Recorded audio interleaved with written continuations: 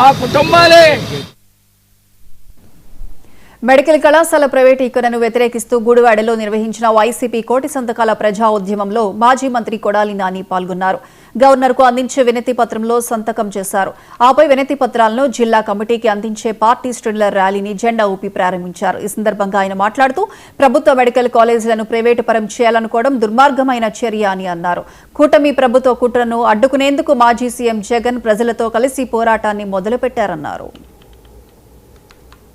రాష్ట్రంలో వైఎస్ జగన్మోహన్ రెడ్డి గారు ముఖ్యమంత్రి అయిన తర్వాత ఎప్పుడూ లేనటువంటి విధంగా గ్రామాల్లో కానీ పట్టణాల్లో కానీ ఉన్నటువంటి పేద విద్యార్థులు మెడిసిన్ చదువుకోవాలన్నటువంటి మంచి సంకల్పంతో 17 మెడికల్ కాలేజీలని బిగిన్ చేసి దాంట్లో 5 మెడికల్ కాలేజీలని ప్రారంభించి ఇంకొక 5 మెడికల్ కాలేజీలని నెక్స్ట్ సంవత్సరం అంటే 2024 ఎన్నికలు అయితే 25లో వాటిని ప్రారంభించడానికి సిద్ధంగా పెట్టినటువంటి హాస్పిటల్స్ కానీ కాలేజీలతో పాటు హాస్పిటల్స్ కూడా ఉంటాయి.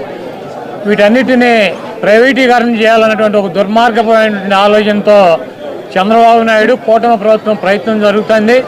ఆ ప్రయత్నాలను అడ్డుకోవడానికి జగన్మోహన్ రెడ్డి గారు అనేక విధాలుగా మరి ప్రజల తరఫున ప్రజల కోసం ప్రజలతో కలిసి పోరాటం చేయాలని చెప్పి బులెటిన్లో షార్ట్ బ్రేక్ తీసుకుందాం. Stay with us.